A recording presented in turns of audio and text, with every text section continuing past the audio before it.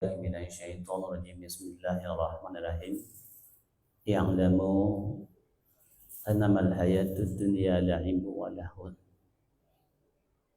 Tadi berbahagia, syukur kita kepada Allah, kemudian selawat kita kepada Nabi Muhammad sallallahu alaihi wasallam. Tadi berbahagia, malam tadi adalah malam pesta terkhusus bagi para pecandu sepak bola, ya, di mana terjadinya final antara Argentina dengan Spanyol. Nah, hadir berbahagia, pertandingan sepak bola ini sebetulnya kalau kita mau nengok pelajaran, ada yang mesti bisa kita petik dari pelajarannya sepak bola ini. Bapak Ibu yang dimuliakan Allah, dari sekian klub yang banyak ikut bertanding untuk menjadi juara, artinya semua klub yang ikut bertanding dalam bola dunia ini pasti ingin menjadi juara pertama. Berapa klub kemarin? Ya, Ustaz, kok tahu Ustaz? Saya bukan pecandu bola juga, Pak. Cuma orang nonton bareng di halaman saya. Ya. Orang nonton bareng di halaman saya. 48 klub kabarnya ikut bertanding dalam Piala Dunia ini. Cuma 4 klub yang masuk semifinal. Ya. Dan 2 klub yang masuk final. Dan 1 cuman yang juara pertama. Artinya apa? Semua klub ini punya keinginan yang sama, ya, menjadi juara. Tetapi dari perjalanan hanya satu yang nomor 1. Dalam artian kita manusia ini, Bapak Ibu, tidak semua keinginan yang akan Allah berikan kepada kita. Ya. Tidak semua keinginan gitu.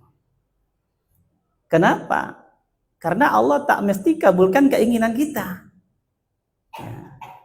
Allah tak mesti kabulkan keinginan kita. Yakinlah semua kebutuhan kita pasti Allah berikan. Tetapi tidak semua keinginan kita akan Allah kabulkan. Ya. Karena keinginan-keinginan yang kita inginkan itu belum tentu baik bagi kita. Ya. Kalau yang sakit inginnya apa? Pasti sehat. Kalau yang miskin pengen kaya. Ya.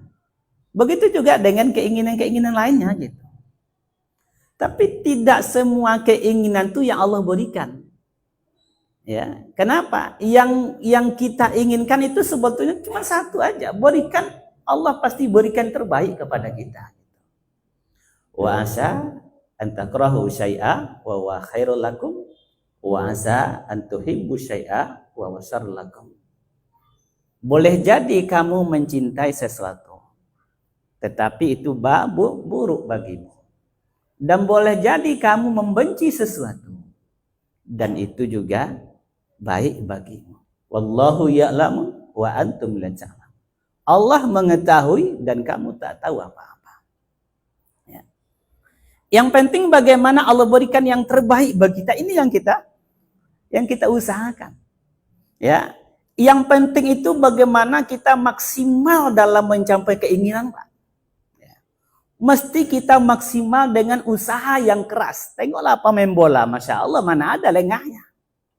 Tidak ada lengahnya, Pak. Detik per detik pun mereka tidak ada lengahnya. Ya. Coba andaikan ini kita usahakan dalam bentuk kebaikan untuk akhirat. Cuma ya itu pula masalahnya. Penonton bolanya begitu mau subuh tidur semua, ini jadi masalah. Ya, selesai bola dia tidur semua, ini masalah. Ya. Bagaimana seseorang itu yang dituntut itu usaha maksimal, Pak, dalam mencapai keinginan. Walazina jahadu fina lanahdiyannahum subulana. Ketika seseorang sungguh-sungguh dalam menuju jalan Allah, Allah pasti berikan jalan-jalannya. Itu kan jalannya. Sekarang Kalau kita perbandingkan dengan pemain bola itu dengan kita dalam meraih ridha Allah, kira-kira mana yang maksimal? Pemain bola dengan target tertingginya adalah juara, dan kita sebagai umat Islam target tertinggi kita adalah ridha Allah, mana yang maksimal kira-kira?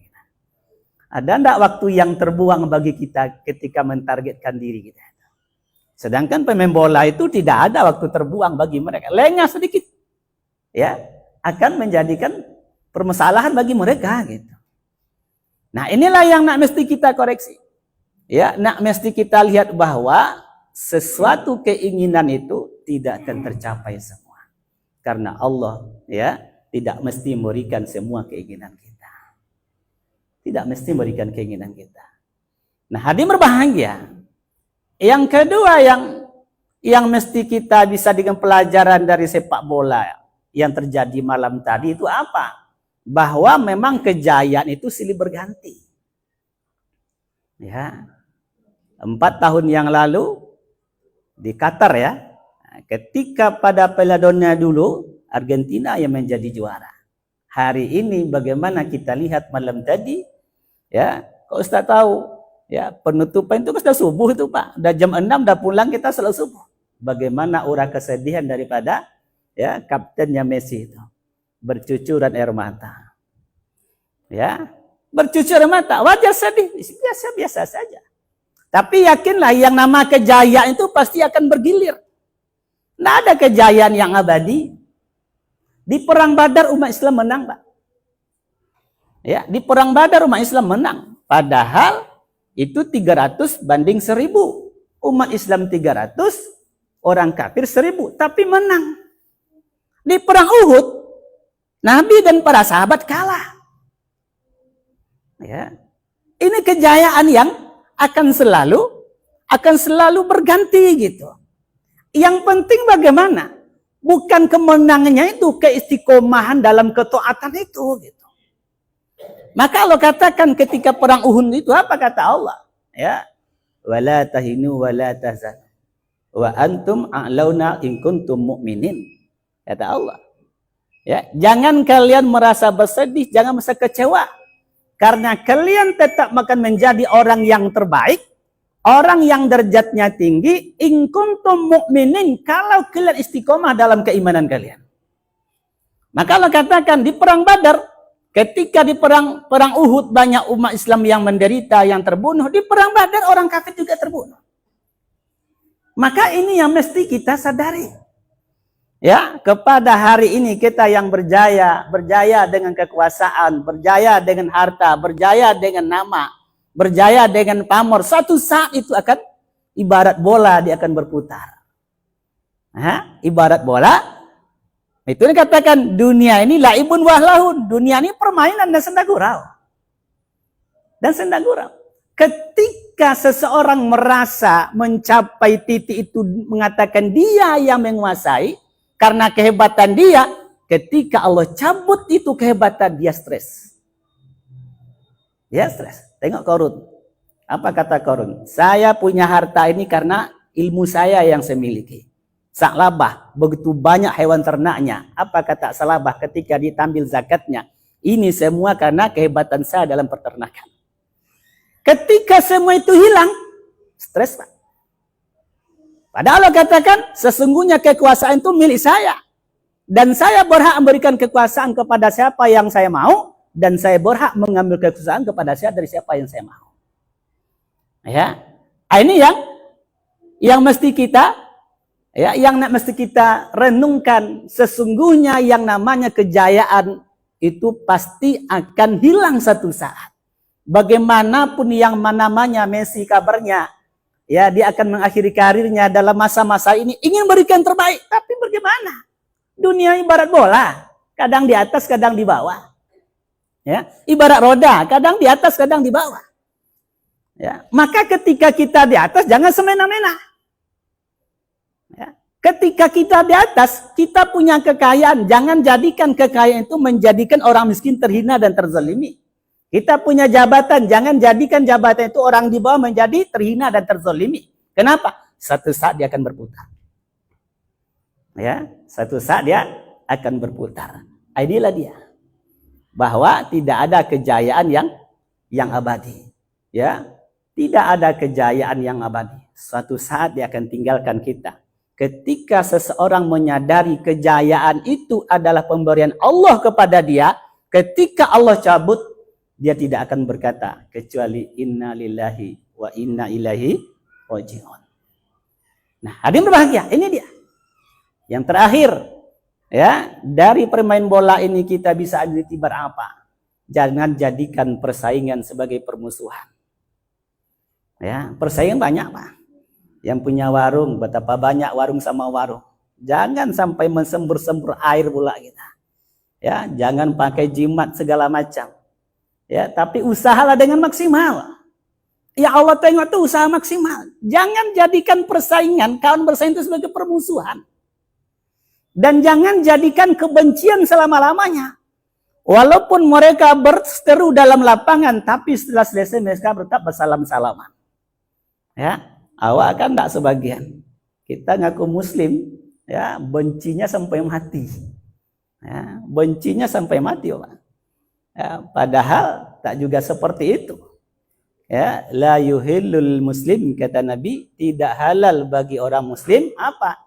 Ayyuh jara ahahu fawqa salas layal, untuk tidak bertegur sapa melebihi 3 hari. Ya, wahbib habibaka haunamma, cintailah sesuatu itu sekadarnya saja. Asa ayakuna baghidaka yaumamma, boleh jadi yang kau cinta itu satu saat akan menjadi musuhmu. Ya, wabaghidaka yaumamma haunamma, bencilah sesuatu itu sekadarnya saja. Boleh jadi yang kau benci itu suatu saat akan menjadi yang kau cintai. Bapak Ibu yang saya muliakan, siapa yang memenjarakan Buya Hamka? Siapa yang menjarakan Buya Hamka? Kebencian dengan alasan tidak ada, dipenjarakan lebih kurang 2 tahun. Tapi siapa yang menjadi imam ketika Soekarno meninggal dunia? Orang yang dia benci. Orang yang dia tidak senangi. Orang yang dia anggap musuh, justru dia yang menjadi imamnya ketika jenazah dia tidak berdaya lagi. Maka jangan jadikan persaingan menjadi kebencian, atau jangan jadikan kebencian selama-lamanya. Ya, boleh jadi kebencian itu nanti orang yang kita benci justru mendatangkan kebaikan kepada kita.